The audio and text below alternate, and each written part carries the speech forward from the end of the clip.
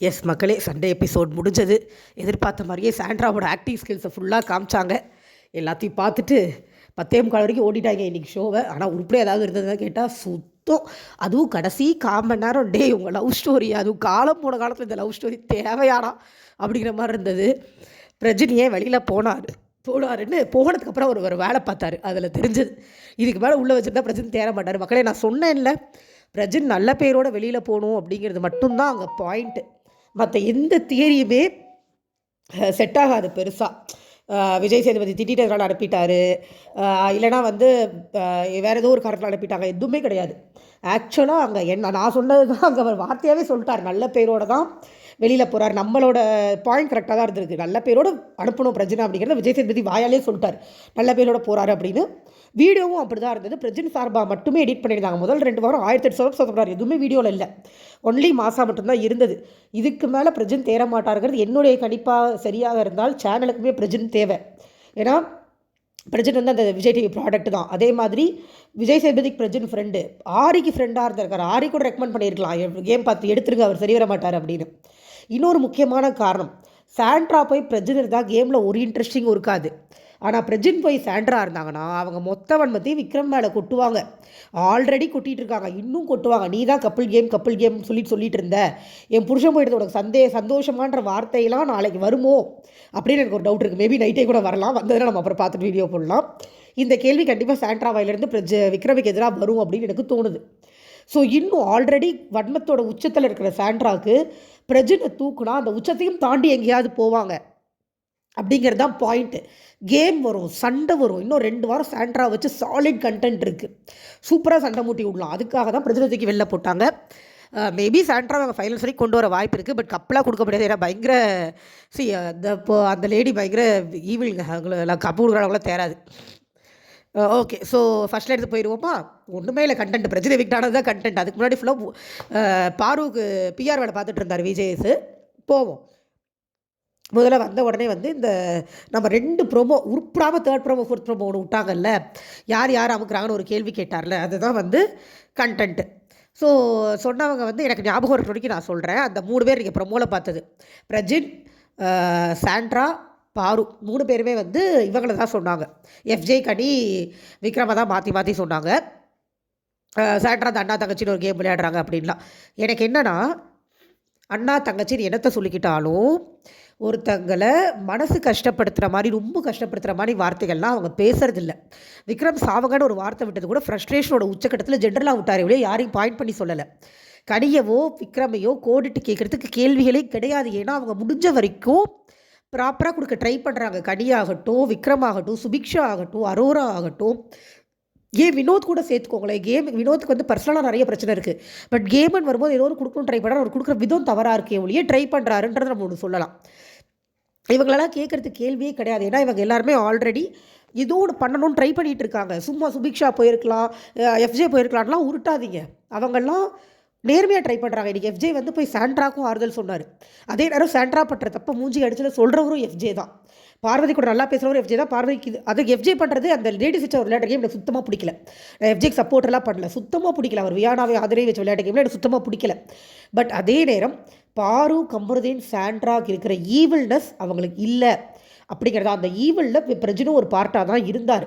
ஏன்னா ஒய்ஃப் தப்பு பண்ணும்போது அதை திருத்தி அட்வைஸ் பண்ணாமல் ஏன் பொண்டாட்டி கரெக்ட் அப்படின்னு ஒரு பாயிண்ட்டை வச்சுக்கிட்டே எல்லா பக்கமும் பேசுவார்.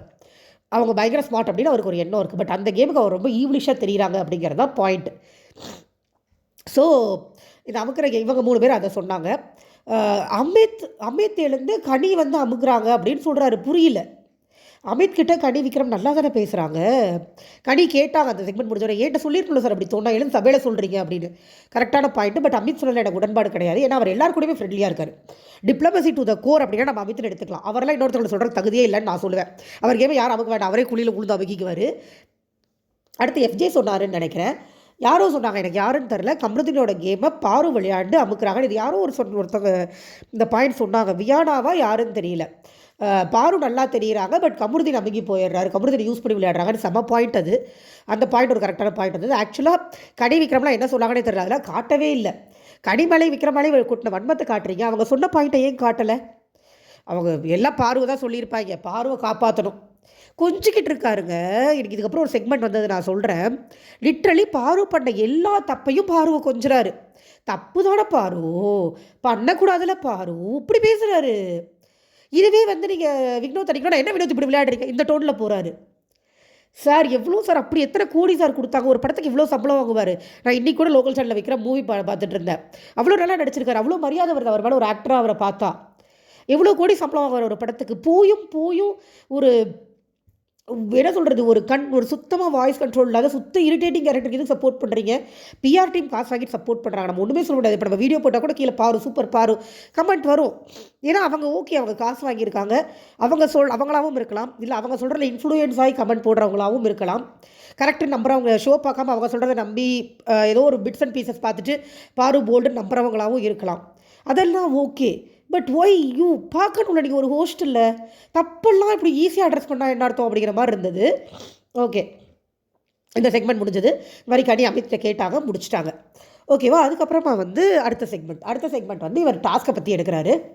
டாஸ்க்கை பற்றி எடுக்கும் போது என்ன விளையாண்டிங்க அப்படிங்கிறது ஏதோ சொல்லியிருப்பாங்க போட்டு நம்மளுக்கு கட் பண்ணிட்டாங்க. நம்மளுக்கு தெரிஞ்சது சபரி, கமருதீன் அண்டு வினோத் நின்றுட்டு இருக்கிற ஃப்ரேம்லேருந்து தான் நம்மளுக்கு ஸ்டார்ட் ஆச்சு. அதுக்கு முன்னாடி பெருசாக போயிருக்கணும், விஜய் கால்வழி வந்துருச்சுன்னு சொல்லி புலம்பிட்டு போனார் பாவம் அது முடியும் போது. ஸோ என்ன பண்ணுறாங்கன்னா, இந்த மாதிரி சபரி சொல்கிறாரு, சார் எதுவுமே பண்ண முடியல, எல்லோரும் நாங்கள் ட்ரை பண்ணி இவங்க வந்து உட்காந்துட்டே இருந்தாங்கன்னா, இல்லை வினோத் எக்ஸ்பிளைன் பண்ணுறது நல்லா இருந்தது. இந்த டெட் பாடி முன்னாடி உட்காந்துருப்பாங்கல்ல சார், அவங்க கூட ஏதாவது பாத்ரூம் போகலான்னு போவாங்க, இவனுக்கு எழுந்து போகவே மாட்டேன்றானுங்க, எடுக்கவே முடியல அப்படின்னு சொல்லி எக்ஸ்பிளைன் பண்ணும்போது அவர் சொன்ன விதம் வந்து சிரிப்பு வர்ற மாதிரி இருந்தது. ஓகேவா? ஸோ இது ஒன்று. இதுக்கப்புறமா வந்து விஜய் சொன்னார், நீங்கள் வேறு ஏதாவது ட்ரை பண்ணியிருக்கலாம், ஏன் திரும்ப அதையே ட்ரை பண்ணீங்க அப்படின்னு கேட்டார். ஒரே ஃபார்மேட்டில் ட்ரை பண்ணி வேறு ஏதாவது ட்ரை பண்ணாலும் அவங்க மறுபடியும் மழுப்புனாங்க இல்லை சார் அப்படி இப்படின்னு. கிடையாது, நீங்கள் வேறு ட்ரை பண்ணியிருந்துருக்கணும், ஒரு லூப்புக்குள்ளே மாட்டிட்டு அதையே பண்ணிகிட்டு இருந்துட்டீங்க அப்படிங்கிற மாதிரி சொல்லிட்டு அதுக்கப்புறம் தான் நம்மளுக்கு வினோத்துக்கு ரோஸ்ட் ஸ்டார்ட் ஆகுது.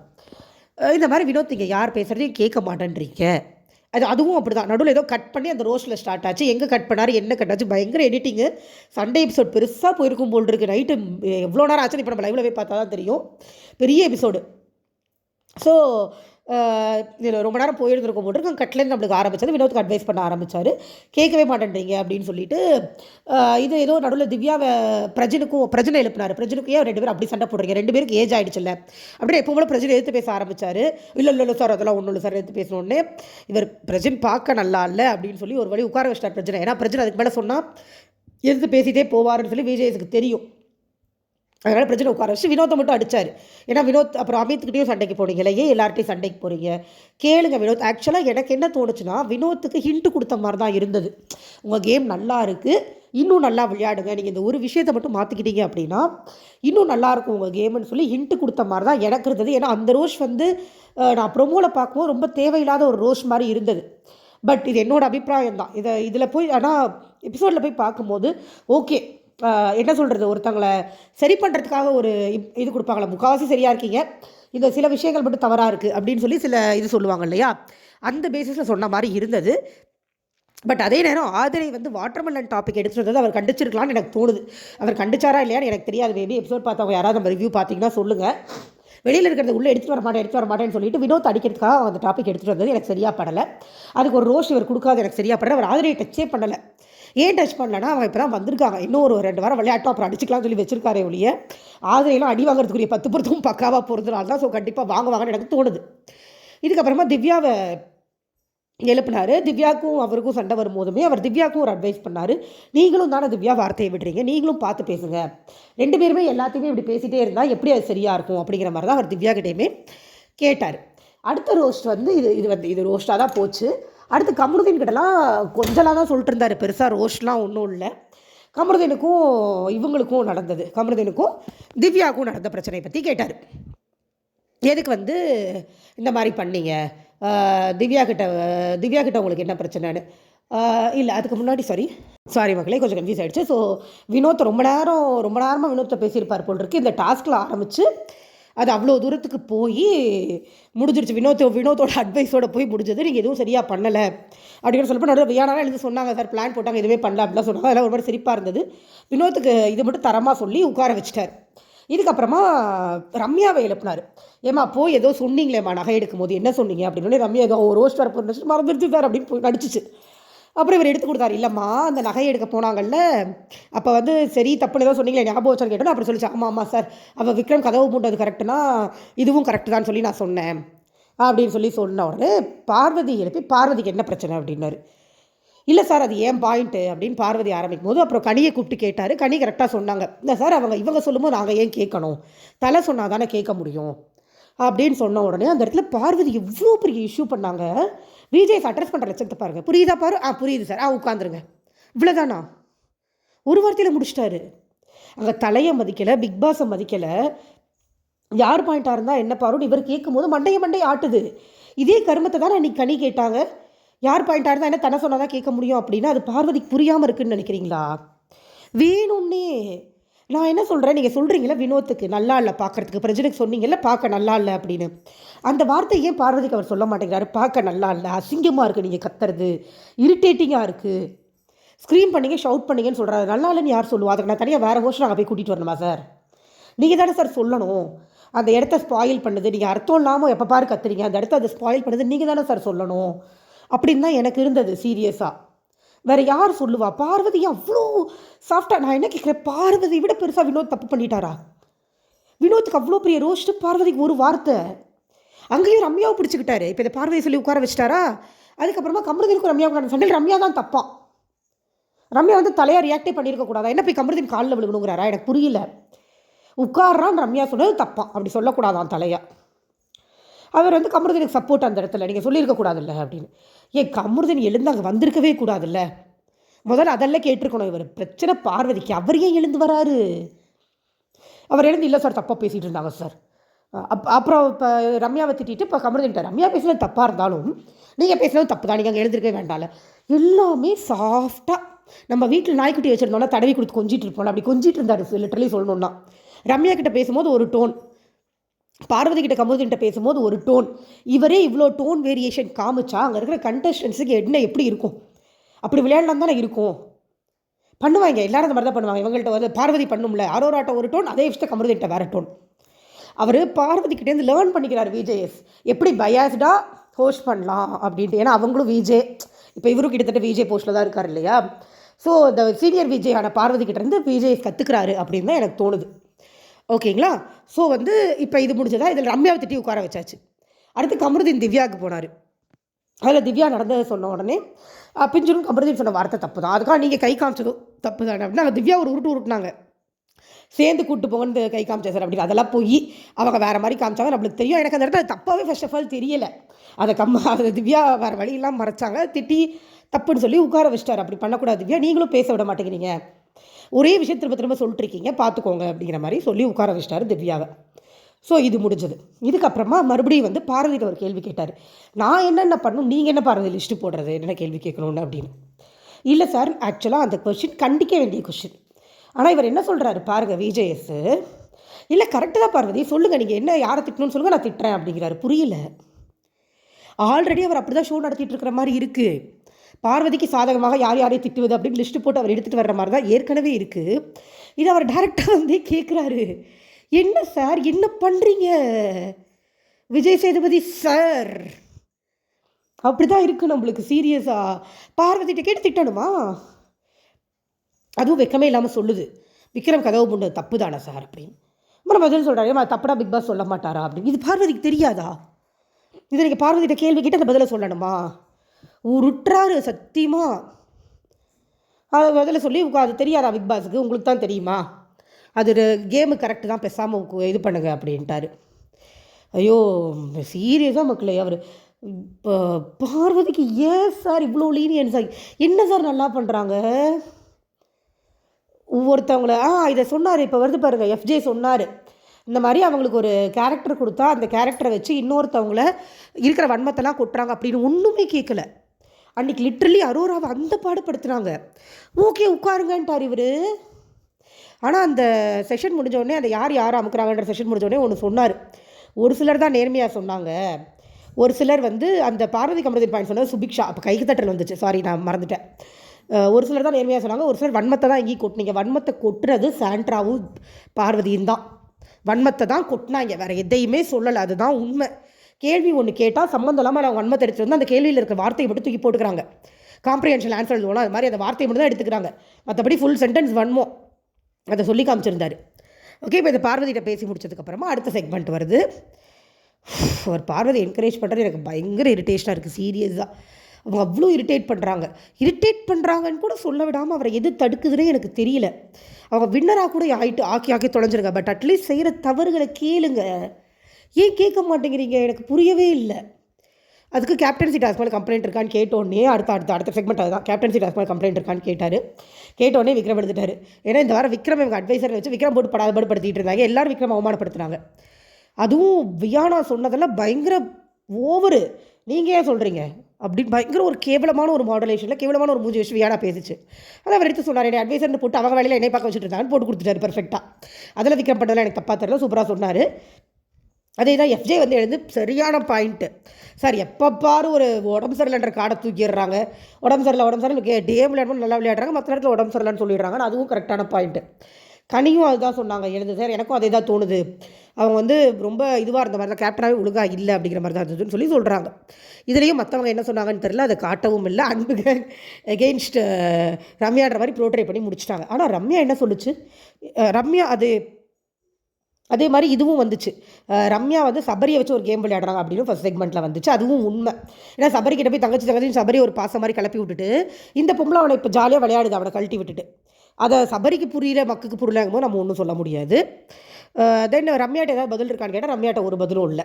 அப்புறம் இவர் சொல்லிட்டார், இங்கே பாருங்கள் பாவம்னு ஒரு கார்டு எடுக்காதீங்க, தைரியமாக இருங்க, பாவம்ன்ற கார்டு பார்க்க நல்லா இல்லை அப்படின்னு ரம்யாக்கெலாம் இவ்வளோ அட்வைஸ் பண்ணி உள்ளே உட்கார வைக்கவே தேவையில்லை சார். போன வாரம் எஃப்ஜே மாதிரி இந்த வாரம் ரம்யாவை தூக்கிட்டாருங்க கையில். தூக்கிட்டு வந்துட்டு எதை எடுத்தாலும் ரம்யா, இந்த பக்கம் ரம்யா தப்பு, பார்வதி தப்பு பண்ணாலும் அது ரம்யா மேலே தான் தப்பு, யார் தப்பு பண்ணாலும் ரம்யா மேலே தான் தப்பு, எல்லாத்தையும் ரம்யா எல்லா கேஸையும் ரம்யா பேர் எழுதிட்டார். இந்த தடவை எழுதிட்டு ரம்யா உட்கார வச்சுட்டாரு.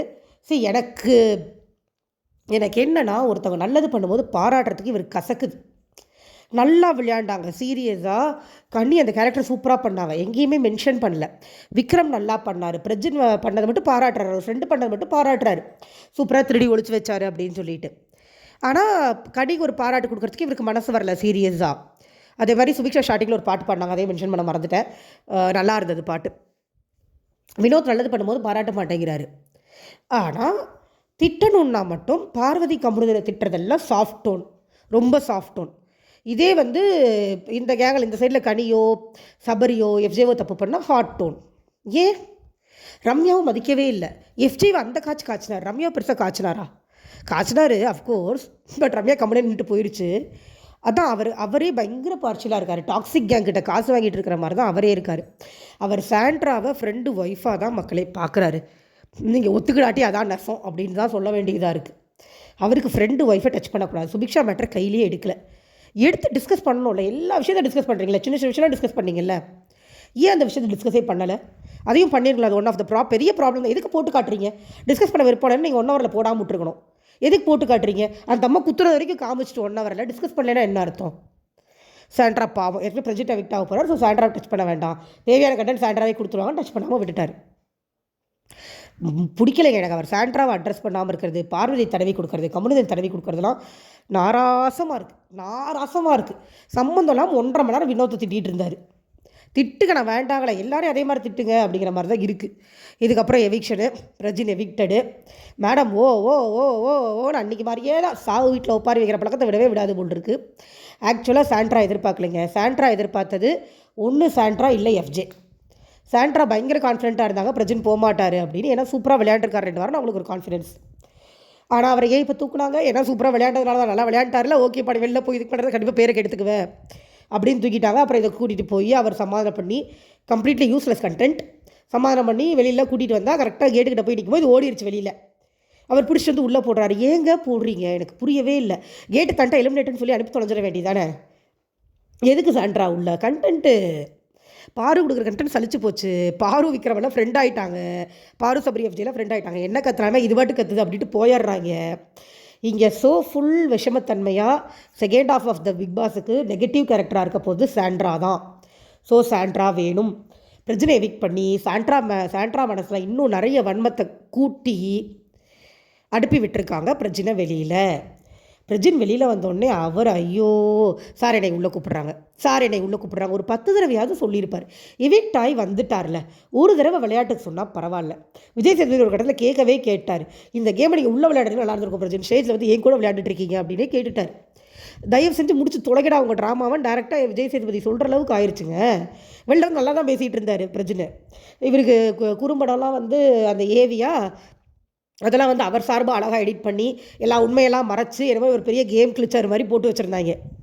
அதுக்கப்புறம் உள்ளே போய் பார்க்கலான்னு சொல்லிட்டு போய் சாண்ட்ராவை பார்க்கும்போது அது எப்போ போல் ஊழு அழுதுகிட்டு இருக்குது சாண்ட்ரா. உடனே இருந்து சார் அவங்க அழுகிறது என்னை கூப்பிட்ற மாதிரி இருக்குன்னு ஒரு 10 தடவை ஐயோ அவர் பிடிச்சி கழுத்தை பிடிச்சி தள்ளினார் லிட்டரலி பிரச்சனை. நீங்கள் பார்த்துருந்தீங்கன்னா தெரியும். அப்படியே கவர் பண்ணி இழுத்துட்டு போய் வெளியில் விட்டுட்டு வந்தார். முடிக்கவே மாட்டேங்கிறாங்க. முடிச்சிடலாம் சார், இருங்க சார், ஒரு ஐ லவ் யூ சொல்லுவாங்க, பேசட்டும்னு அவர் ஏதோ ஃபேமிலி மீட்டப்பில் பண்ணுற மாதிரி பண்ணிகிட்டு இருக்காரு பிரஜினு. எங்கள் பிரஜினால் விஜேஎஸ் ஹோஸ்ட்டு தான் அங்கே ஒரு கண்டஸ்டண்ட்டுங்கிறத ஏற்றுக்கவே முடியலை. அவர் வெளியில் வந்து சாருன்னு சொல்லாத மச்சான்னு சொன்னேன், அப்பாடா இவ்வளோ நாள் கஷ்டப்பட்டு நடிச்சிட்டு இருந்தேன் அப்படிங்கிறாரு பிரஜினு. ஏன் நடிக்கிறீங்க? உண்மையான மரியாதை கொடுக்கணும்ல அந்த இடத்துல அவருக்கு. நீங்கள் ஃப்ரெண்டாக இருந்துட்டு போங்க, பட் அது அந்த கேமில் அவர் ஹோஸ்ட்டில், நீங்கள் கண்டஸ்டண்ட்டில் அதை அவரால் அக்செப்டே பண்ணிக்க முடியலைங்க. அதனால தான் அவரை தூக்கிட்டாங்க. அவரால் சுத்தமாக அதை அக்செப்ட் பண்ணிக்க முடியல, அது நல்லா தெரியுது. அவர் அது வெளியில் வந்து கம்ப்ளீட்டாக காமிச்சார். அவருக்கு வந்து விஜேஎஸ் மாமா மச்சான்னு கூப்பிடணும்னு இருக்குது. எனக்கு என்ன தோணுதுன்னா, இவங்க பயங்கர பெஸ்ட் ஃப்ரெண்ட்ஸாலாம் இருந்திருப்பாங்கன்னு தோணலை. ஒருவேளை அப்படி இருந்திருந்தால் கண்டிப்பாக விஜேஎஸ் படங்களில் பிரச்சனை எங்கேயாவது தென்பட்டிருப்பார், எங்கேயாவது இவர் சான்ஸ் வாங்கி கொடுத்துருப்பார். அப்படிலாம் இல்லை. ஒரே இடத்துலேருந்து வந்த ஒரே டைமில் கேரியரை ஸ்டார்ட் பண்ணவங்க. மேபி சில பேச்சுவார்த்தை எங்கேயாவது பார்த்தா ஹாய் மச்சா எப்படி இருக்குது, ஹாய் மச்சாலாம் வந்து நேரில் கூட இருந்திருக்காது, சும்மா இங்கே சீன் ஓட்டுறாங்க, ஹாய் எப்படி இருக்க பிரச்சனை, எப்படி இருக்கீங்க சேது, அவ்வளோதான் இருந்திருக்கும். ஸோ இது பயங்கர பெஸ்ட் ஃப்ரெண்ட்ஸ் எல்லாம் கிடையாது. ஆனால் அப்படி பிரச்சனை ஒரு ப்ரோட்ரியல் கொடுக்க ட்ரை பண்ணுறாரு, அதுவும் நல்லா இல்லை. அப்புறம் இது கடைசியாக ஒரு வழியாக ஒரு ஐ லவ் யூ சொல்லி பிள்ளைங்களை பார்த்துக்கோன்னு சொல்லி அனுப்பி விட்டுருச்சு. போய் அவர் கட்டி பிடிச்சி இறக்கி விட்டுட்டு வந்தார் விஜேஎஸ். நீங்கள் பார்த்துருந்தீங்கன்னா தெரிஞ்சிருக்கும். இருங்க நான் விட்டுட்டு வந்துடுறேன்னு சொல்லி க்ளோஸ் பண்ணி அப்போ அனுப்புறதுக்குள்ளே அவருக்கு போதுமோன்னு ஆயிடுச்சு. இந்த காதல் படம் இதே நிறைவடைந்தது அவருக்கு பயங்கர ரிலீஃபாக இருந்திருக்கும். அப்பாடா போயிட்டாண்டா அப்படிங்கிற மாதிரி தான் இருந்திருக்கும். ஸோ அதோட முடிஞ்சது. அதுக்கப்புறம் உள்ளே இந்த அம்மா உட்காந்து அழுதுகிட்டு இருக்குது. ரம்யா வந்து ஆறுதல், சபரி வந்து ஆறுதல், எஃப்ஜே வந்து ஆறுதலோடு முடிச்சு விட்டாங்க இன்றைக்கி எபிசோடை. சாண்ட்ராவோட வன்மங்கள் இனிவரும் நாட்களில் மிகப்பெரிய எரிச்சலுடன் இரிட்டேஷனுடன் வேறு வழி இல்லாமல் நாம் பார்க்கலாம் என்பதோடு நம்மளோட ரிவ்யூவை முடிச்சுக்கலாம். கொஞ்சம் சப்போர்ட் பண்ணுங்கள் மக்களே. உங்களுக்கு வீடியோ பிடிச்சிருந்ததுன்னா ஒரு லைக் கொடுங்க.